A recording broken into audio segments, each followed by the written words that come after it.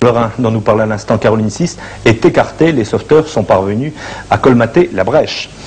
Une attraction musicale inédite au prochain Printemps de Bourges. Pour la première fois en France, des groupes de rock soviétiques non officiels vont en effet se produire sur scène. Le plus connu, le groupe Kino, a répondu à l'invitation lancée par Jack Lang. Ces nouveaux venus, Glasnost oblige, sont aujourd'hui de véritables vedettes reconnues en Union soviétique. Hélène Rizacher et Alain Thomas vous les présentent.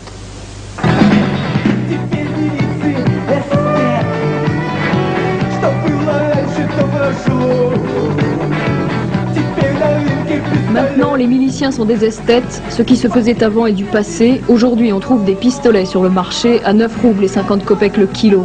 Rendez vos cartes du parti. Je suis un NEPman. Mauvais, mauvais. Hommage dérision à la NEP, économie semi-capitaliste, mise en place en URSS par Lénine en 1921. Les groupes Oxion, Kino et Zvukimou manient la critique, mais sans en faire leur religion. Semi-officiels depuis 2 à 4 ans, ils ont maintenant le droit de sortir de leur cave pour donner des concerts dans de vraies salles. C'est la première fois que de tels groupes sont autorisés à venir en France. У вас есть впечатление, что что-то меняется в Союзе сейчас? On est là, non? Ça prouve que ça change en Union soviétique. Mais ça change tout le temps. On est à 50-50. Alors on peut aussi revenir en arrière. Chauffeurs d'autobus, chauffagistes, peintres ou traducteurs à Moscou, Leningrad, ces jeunes gens devenus stars en URSS sont payés au cachet. Les musiciens de Kino, par exemple, vivent un mois avec 5 concerts seulement, mais aucun disque. En URSS, pas de droit d'auteur. Les cassettes pirates circulent partout. 2 albums pour Kino et Oxion sortent en France dans les jours prochains.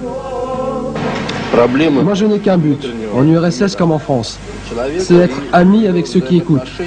Ce qui compte, c'est les problèmes intérieurs à l'homme, pas seulement les systèmes politiques qu'on peut toujours critiquer. L'essentiel pour moi, c'est la communication.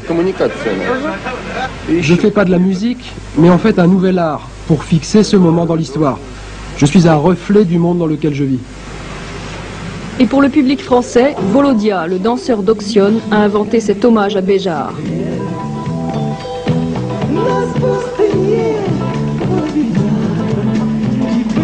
Не было, видимо, вообще никогда. Синие плани, миражи, как же жить, что делать? Снова все вернется по новому году. Voilà, vous pourrez les voir et les entendre mercredi soir au Printemps de Bourges. La bourse de Paris...